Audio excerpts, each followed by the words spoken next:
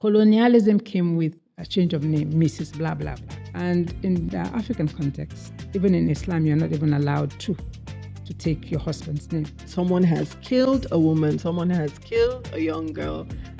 The questions and the blame just always find their way back to that woman. A man doesn't have to worry about that kind of blame. Where were you? What were you wearing? And things like that. Why will a 57-year-old man be even talking to a girl like 15-year-old girls? We have all these laws, and you can open your mouth and say those things that people said, then there's a problem.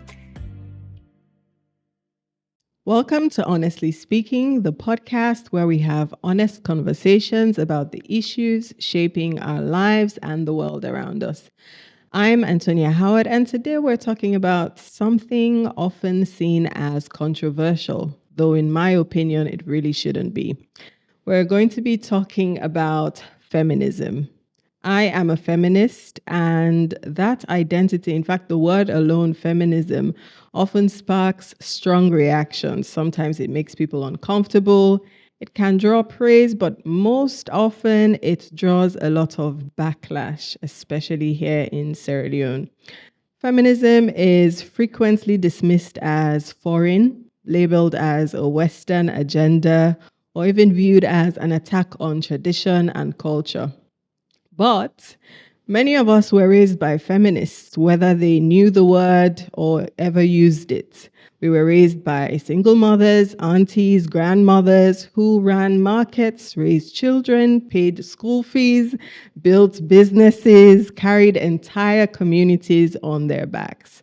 These are everyday acts of resistance, of survival, and whether you name it or not, acts of feminism. So today we're asking a big question. Is feminism misunderstood in Sierra Leone? In a country where gender roles are deeply tied to culture, religion, what does it really mean to advocate for women's rights?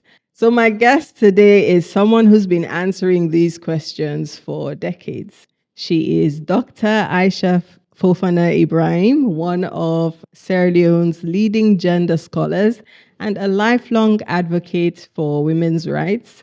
She has spent decades researching and teaching about women's agency, power, and resistance within and beyond traditional spaces. Welcome to the podcast, Dr. Aisha. Thank you so very much, Antonia. This is a good space to be at this time. Yes, I'm really glad you could make it. I'm really glad you could make the time to come on the podcast. So from my introduction, I think we should just start there. Like, what does feminism mean? I know there are varying understandings, interpretations, but what does it mean to you?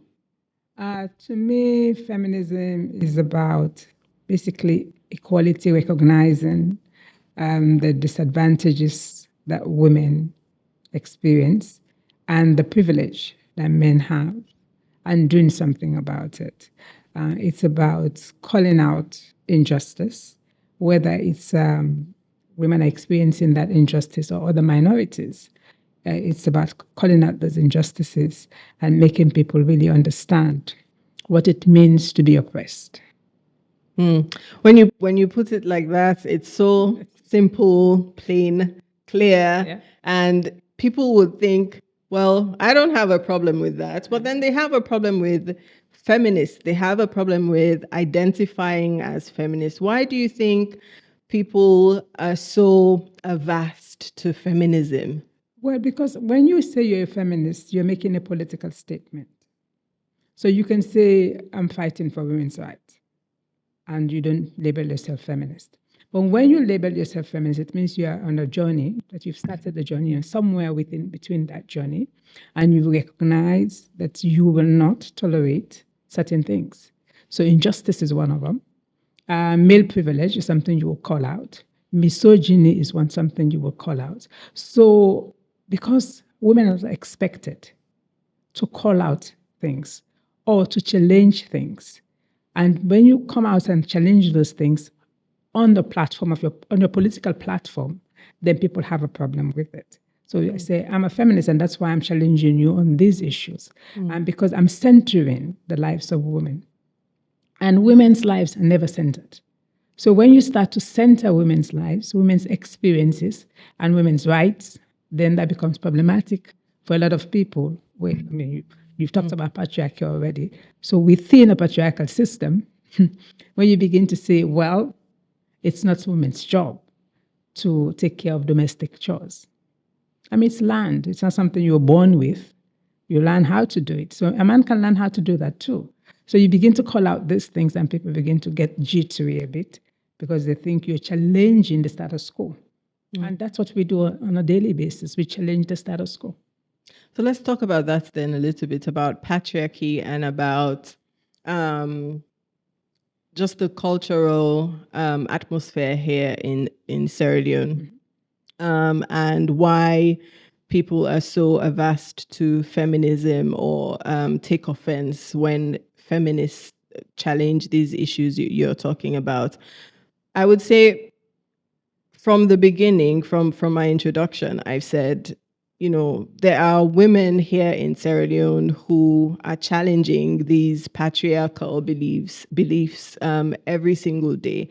And like I said, many of us are raised by women who lived that life, challenged every norm, every tradition that you could think of that did not support women's rights. But people don't seem to have that understanding that that's what feminism. Yes, that's what feminism is. That's what feminism is. So, what are the myths?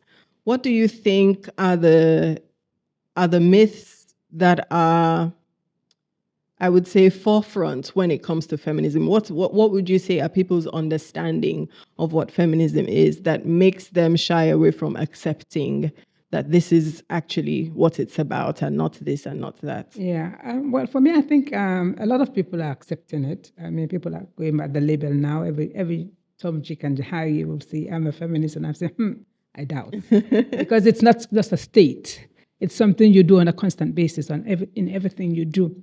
So for me, I think the myths are about women challenging men or women not liking men. Women that are feminists do not like men, or they do not want to adhere by traditional rules. Not all of them. I don't think any feminist would adhere by, because traditional rules are always oppressive to women. So they will not. So challenging those traditional norms and values becomes problematic for many people. And then they tend to think that if you're a feminist, it means you're against African culture, which I don't think there's any such thing, because it changes with the times and it changes with what you know. So people didn't have a name for feminism, but they were doing feminist acts. So now that you have a name for it and you choose to label yourself that way, it becomes a threat to people.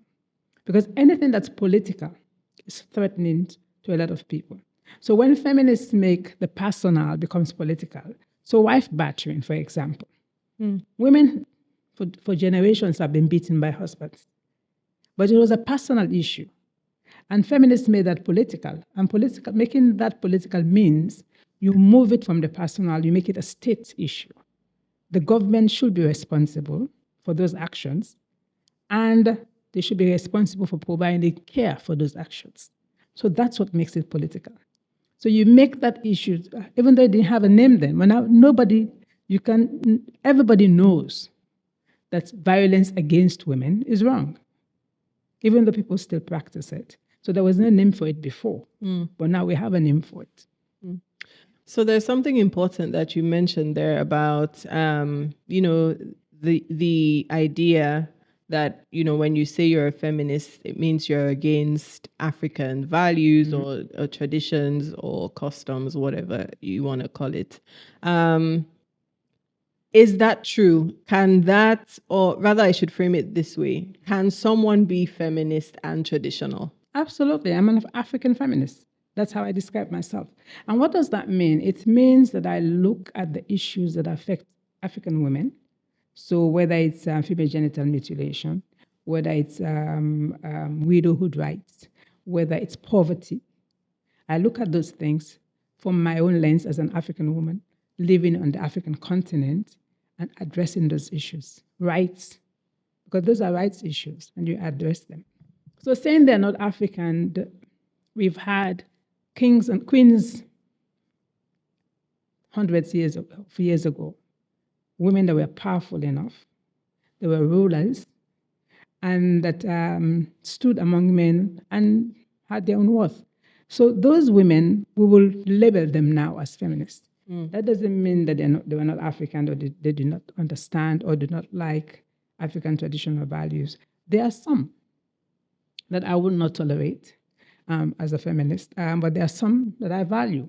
So the idea of a family in the African context is very important to African people. So your family is not just your husband and your children. So it's extended, and it's you're covered and protected by the family, and we're raised by the village. So that expression comes from, it's an African proverb. So those things are valuable. So the idea that you have a network that you can count on as an African person is important. But when those things become oppressive, when they become gendered, is when feminists begin to question those traditions and norms. So when men and women do not experience certain practices equally, that's where the problem arises. Something very important, again, that you just mentioned is recognizing African traditions and customs, and being able to decipher between which ones are great, which ones are empowering, which ones really bring us together, and the ones that are harmful, and the ones that aren't necessarily great for women's rights. No. And I think people tend to assume that if you are African, then you have to accept everything that is labeled African. Same way, sometimes, or even in this conversation, if you're a feminist, then you have to accept everything that is labeled feminism or feminist. But like you said, there's a distinction between, say, an African feminist and a Western feminist, and things that these two societies would value: an African society and a Western society. So I'd like you to just talk about that a little bit, because there's the assumption that feminism is Western. And so I think the fact that you've brought that up is really important for us to talk about. Well, I think all feminisms have the same philosophy. They all have a key belief, which is that women are discriminated against and women are oppressed in one way or the other. But how we go about it and the issues that we focus on may be different. That's what makes somebody will say they are European feminists, because maybe the issues that they're dealing with within their own context is different from what we're dealing with. So there are certain things that European feminists will not ask for at this point. So they have all those rights. But there are many things we as African feminists are struggling, our African women are struggling with, and those are the things that the African feminists focus on. So if you have things like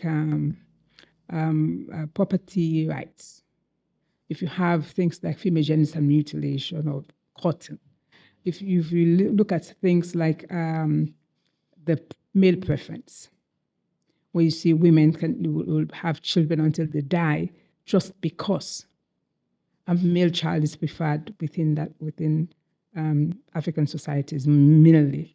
So those types of things are what African feminists look for and bring to the fore, so people begin to understand how they're affecting women's life, the quality of women's lives. So if a woman is determined to have a male child and goes on to have 8 children, and the 9th one has a male child, and then dies. So what happens to the other kids? So those things have to be, also people have to understand that the child is a child.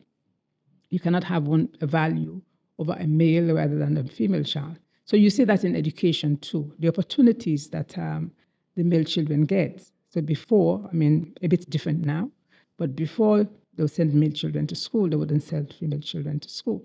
And that's why we have all this discrepancy. So many men educated and so few women in positions of authority or leadership because of that. And even the gender norms, where people train boys and girls differently. You see many homes, continues up to today. Even some feminists fall into that trap, and they're raising boys as differently from how they're raising their female children. So all of those things, and because they're so pronounced in our societies, those are the things that I think some African feminists focus on.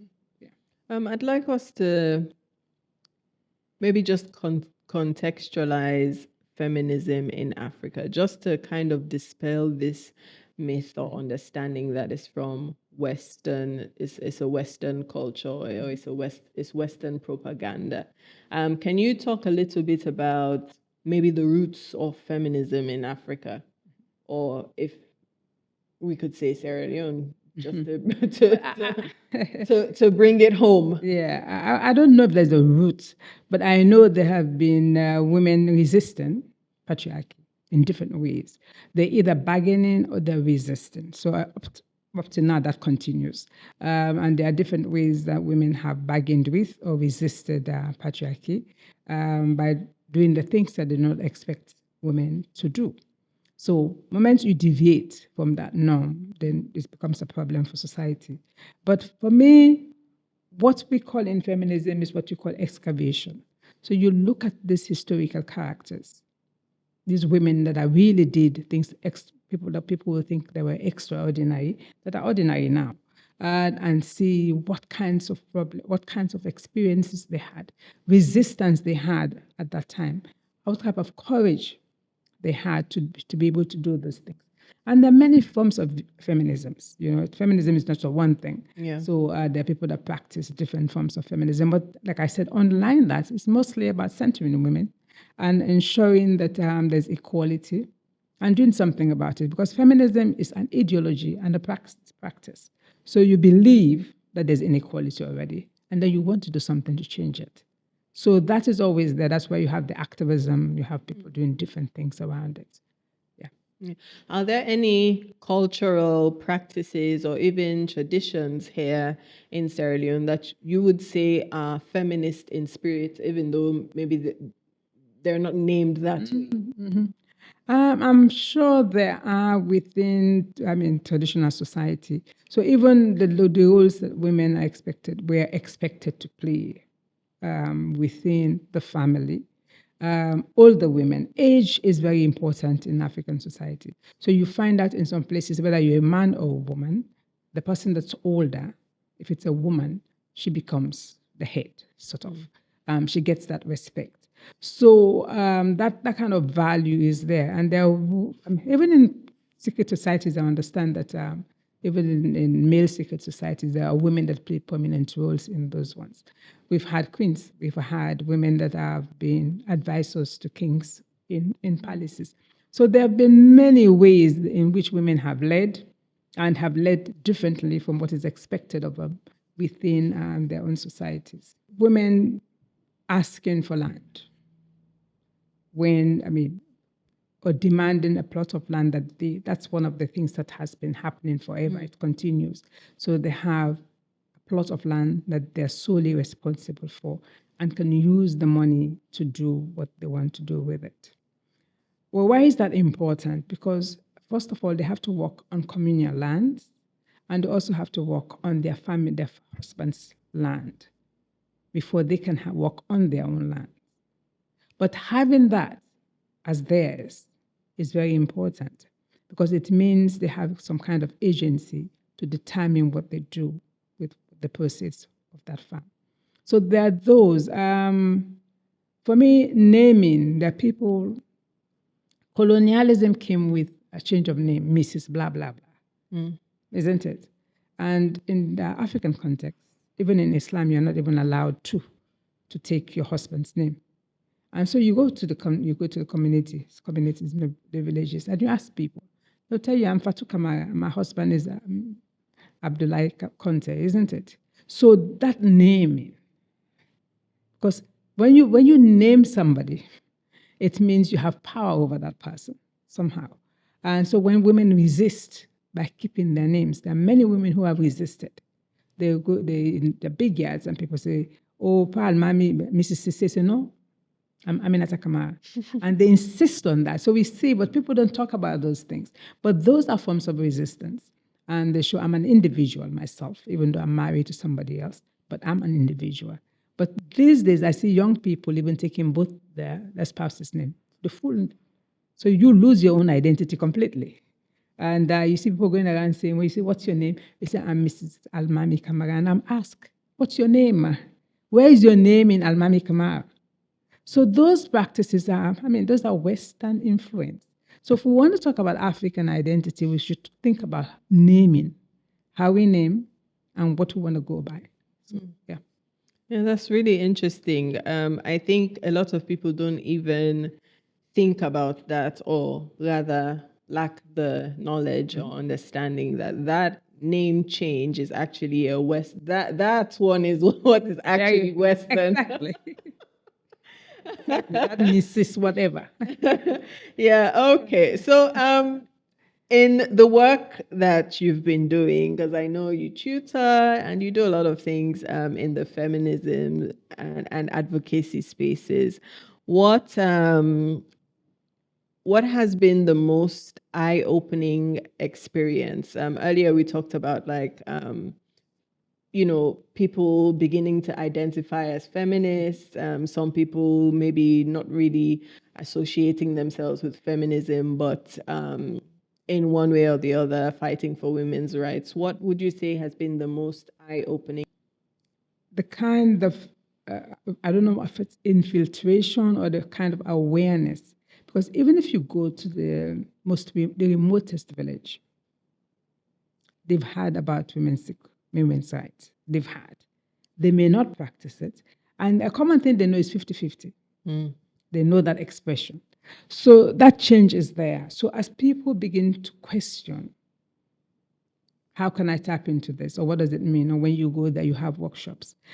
So when I go do trainings and we talk about issues. So one example I always give is when you cook, when you've raised a chicken from a chick to a chicken or to a hen, whatever, and then you slaughter that chicken, you cook that food. Which part do you eat as a woman in that house? You who owns the chicken. And you can see the shock in people's faces when they realize maybe it's just the feet and not the good part. All the best part they put for the guy.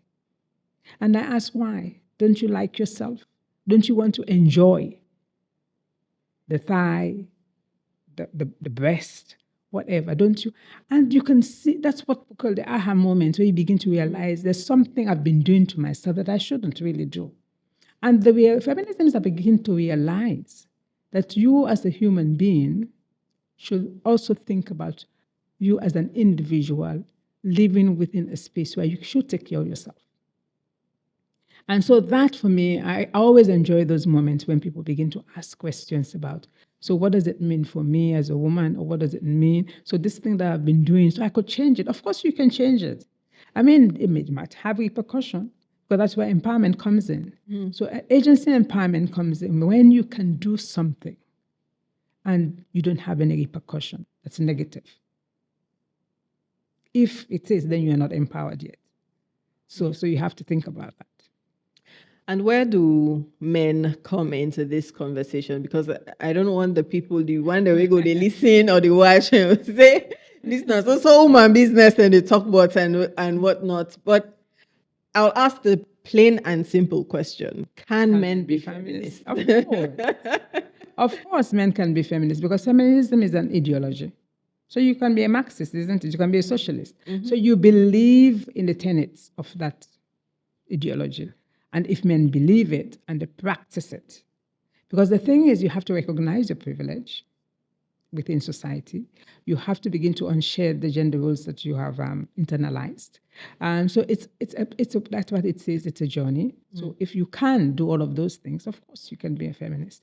And not every woman is a feminist anyway. Right. Yeah. Exactly. So it's the same thing. So it's people choosing an ideology and wanting to practice and live by it, and show by example, and try to change other people's lives. So those are the people that we should be looking at, not the agenda, really. Yeah. Yeah.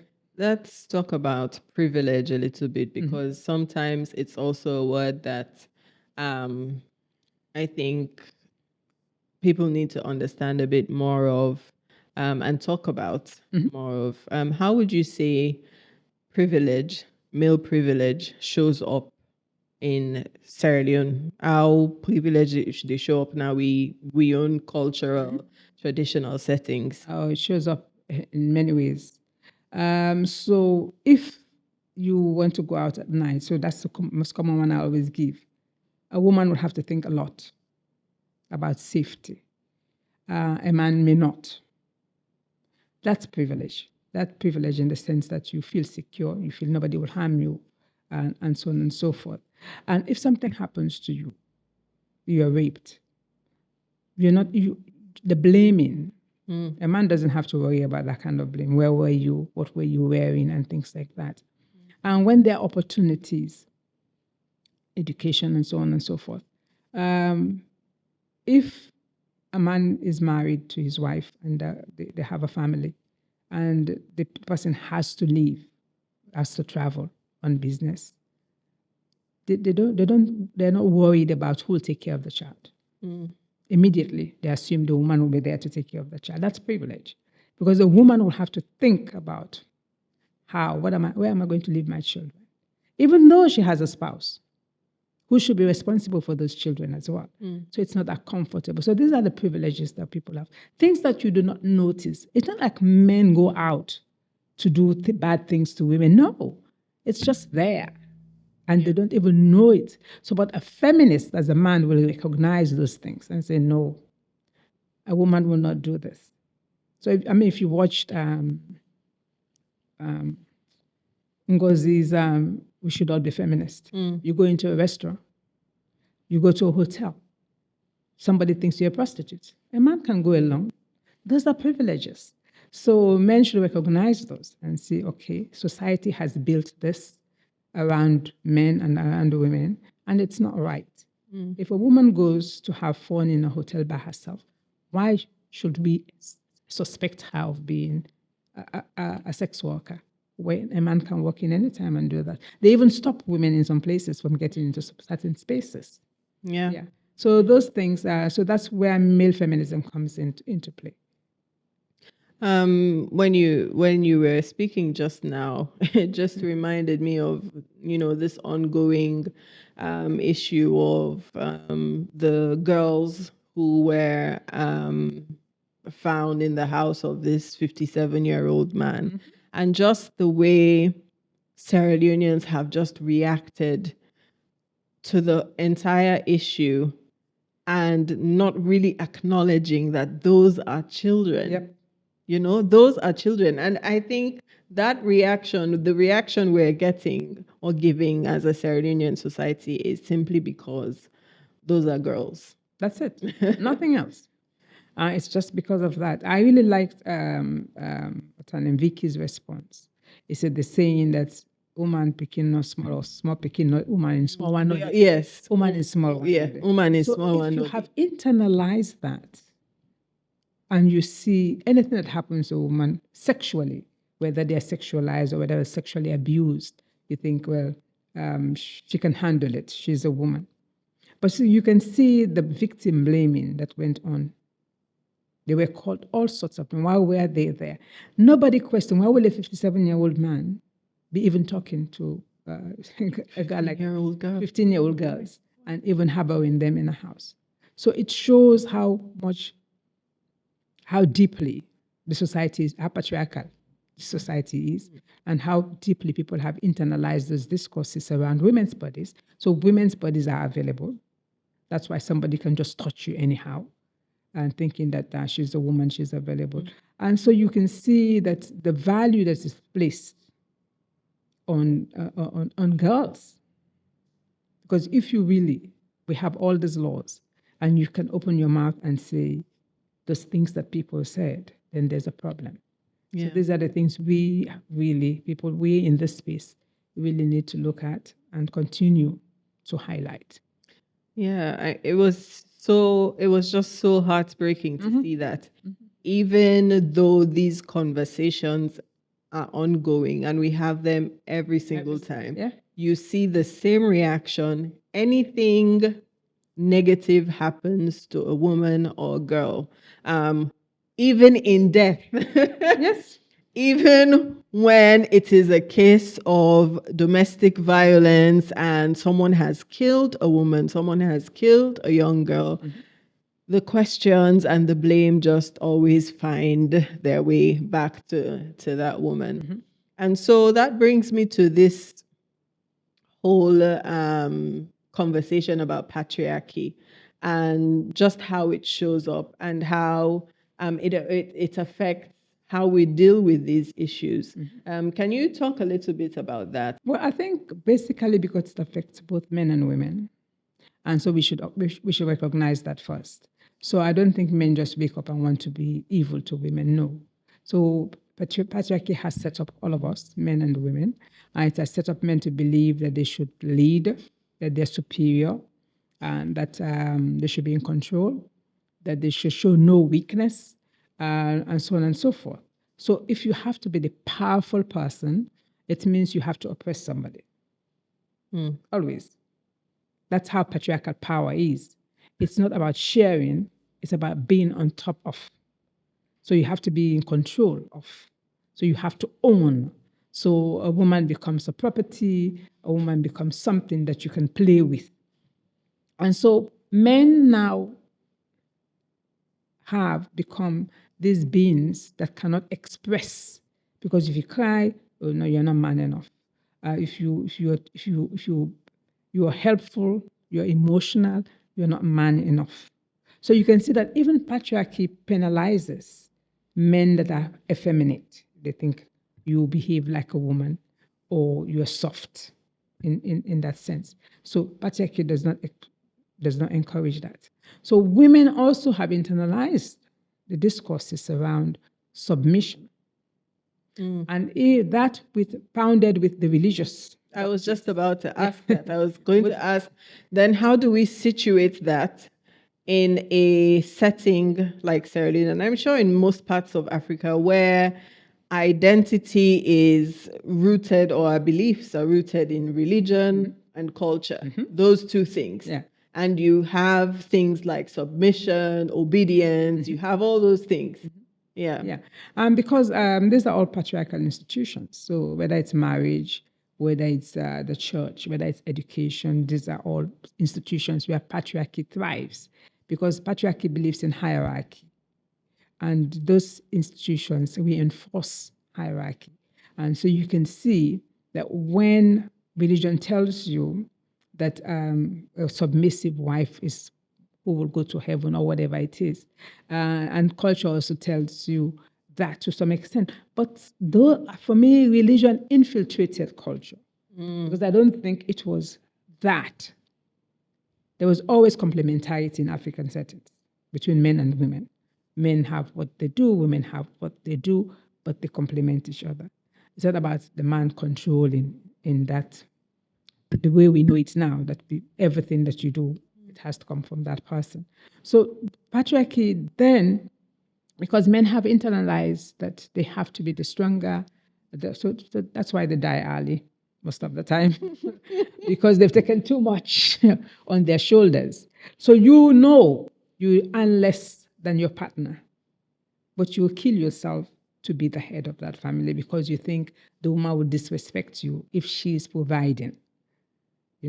So for you to get to that point, you must have really decolonized your mind, or depatriarchalized your mind about what it means to be a partner. So I always tell my students, are you looking for a wife, or a husband, or a partner? You have to look for a partner, because if you're looking for a wife, it means you want to take control of somebody's life. If you're looking for a husband, you want somebody to come and take care of you.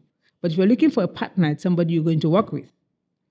And so that idea, if men haven't gotten past the idea that they can be husbands, that's all they can be, and leaders of their homes, then it becomes problematic when women become better at what they do. So some of these things, as you were saying, some of these things are backlashes. Because the more women become assertive, the more men want to push them back to where they were coming from. Because they're not used to that. And they see that as a threat, whereas they should see it as a blessing, because it means our lives are going to be better. Because I'm going to contribute as much as you're contributing if you accept that I can do it as well. Yeah. I think what you said just reminded me of something I saw that I don't remember whether it was a quote or whether it was from a movie that said the identity of men is built on not being like a woman. Yep. That's it. On not being like a woman. And that also made me think about, why people think feminism is women trying to be like men, or women trying to be men. Yeah. So what is the difference between equality and sameness? Yeah. I don't think any woman wants to be a man. Feminists usually want to fulfill themselves, to get to their best potential, isn't it? To get to that level that I can do what I can do if I try hard enough, without somebody always telling me, no, you shouldn't. So even though you can't, but you shouldn't. And so that's there. So when a woman achieves, I say, a man puesto, we can see some women, a man puesto. So even those expressions that we have, it shows that people believe that only men can attain those types of things. And that's not the case, because these are things that we learn. Like you said, we've been socialized into these things. There's nothing, if you put your mind to it, that a man, if it's anything about a woman, wants to do that you cannot do, or a woman wants to do whatever it is that's there for you to do. So, when men become the best, so when men are good cooks, they're chefs, isn't it? But when we are cooks. So you can see all of the language, you can see, the way people, the pay gap, all of those things are manifested in how patriarchy works. So a man should be compensated more because they do a job. So the moment that we start monetizing domestic chores and say people have to be paid for being at home taking care of the house, some men will choose to stay and the wife can go to work. As long as it's monetized, that all happened. Yeah. I think we've had, I would say, a little bit here and there about, what this feminism is all about. And I do hope that people who are listening or watching can begin to rethink some of the previous beliefs or understandings that they held about feminism. So as we're rounding up now, what do you think Sierra Leone would look like if feminism is embraced and not feared? Well, I think we'll be more progressive. I think if it's for me, no man is going to liberate a woman. Every woman should try and liberate themselves. Nobody gets power and hands it over to another person. But how can women do that? Because it's not everybody that has access to that kind of information or have that kind of opportunity to be able to learn how to change their own lives. But for me, the moment people embrace equality, because it's not sameness, like you said. It's not about being the same. It's about having equal access. It's about equity. So if you have a job, let's compete and let's get it. And where does quota come in? Because at times, as we need quotas for women to be able to catch up. But the moment they catch up, then you don't need quotas. So that's where the level playing field comes into play.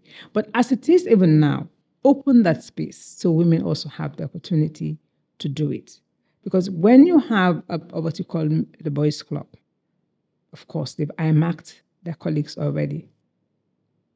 Every day I say this at the university.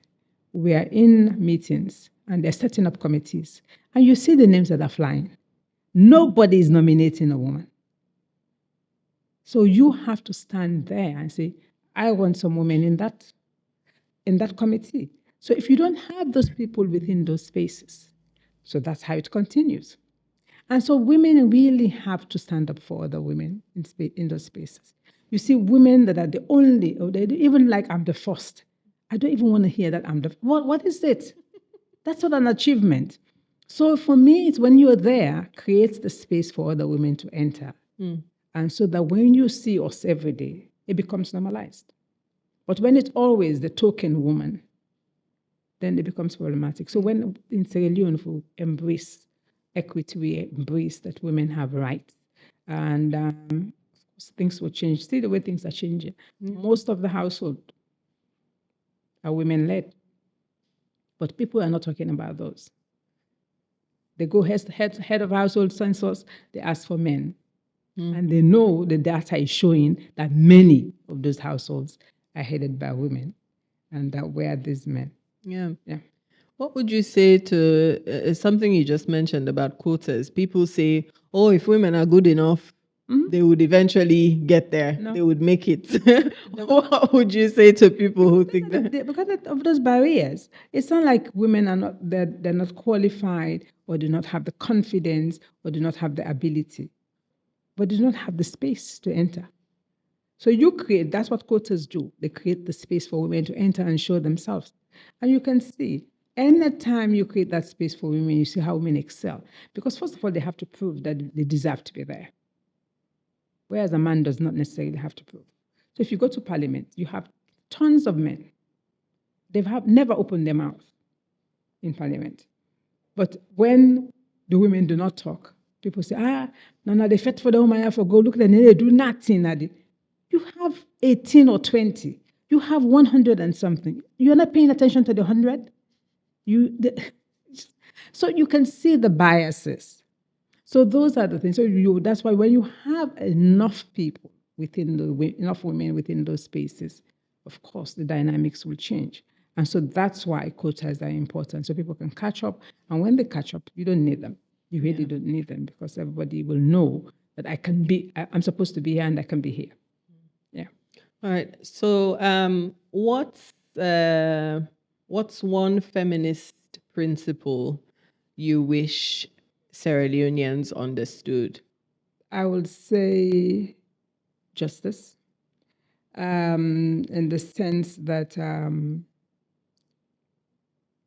if it's not good for you, you shouldn't want that for other person. What is good for you is what you should want for another person, because there's nothing in this world that makes you that special, except culture or patriarchy or whatever, that gives you that edge over the other person. And so there's no way you can say this person does not deserve and you deserve better. I don't think there's any way people should hold that belief. And that's one thing people need to shed. That, na woman. That's the thing that angers me the most, when people say, na woman. What does that mean? So she's not worthy. She's not worthy. She's not as good as a man. In many instances, that's what they're trying to say. Yeah. And what gives you hope right now, or what gives you hope or inspiration to just continue doing the work that you're doing? Well, at the community level, it's the women that I work with, because kind of the work that they're doing in the community. And in the classroom, it's my students. I mean, we have real fierce feminists coming up, and they're all over the place. I mean, you can see them. Some have graduated, some are currently in school. But that the movement is growing. People are understanding, or they are willing to take that step. They're willing to begin to say, okay, and there's nothing wrong with me being at on equal footing with a woman. There's nothing wrong with me seeing a woman that's excelling. I should be happy for that person, not try to bring that person down. So you see that happening. But again, at times I'm disheartened when you hear somebody in my gender class say something very misogynistic. And then you really know the power of the outside, of the things that people have internalized. So you've been in a class where you've been taught so many things, but you still believe that, because deep down you haven't convinced yourself that, yeah, I don't think this is right, this is not correct, this is not just. Yeah. So yeah, in both ways, but I'm more optimistic than disillusioned. All right, Dr. Aisha. I think this has been a lovely conversation. Thank you so much for your time. No, thank I mean, this is just, I would call it a tip of the iceberg because there's so much to talk about when it comes to feminism. And the reason I had this conversation is just to kind of introduce the ideology. Because, like you said, it's a word that's thrown around a lot and it gets a lot of backlash unnecessarily, in my opinion. And I just wanted people to understand what it is rooted in. And then I hope that this is a seed. And then, after watching this episode, you would begin to question, you would begin to do your own research and get a little bit more understanding about what feminism is. But thank you so much for your time. Well, thanks for having me. All right. So that's it for today's episode of Honestly Speaking. You can definitely send your comments, whatever thoughts you have about the topic we have discussed today. And don't forget to subscribe to our YouTube channel so you don't miss an episode. I have been your host. My name is Antonia Howard, and we've been recording at Black Lion Production Studio. That's it for today's episode of Honestly Speaking. Thank you for listening and being a part of these important conversations. If you've enjoyed today's discussion, please like and share. And if you're feeling inspired, do leave a review. I'd love to hear what you think. And of course, carry on the conversation online. Share your thoughts, experiences, and ideas using #HonestlySpeakingSL. Until next time, stay curious, stay engaged, and stay honest.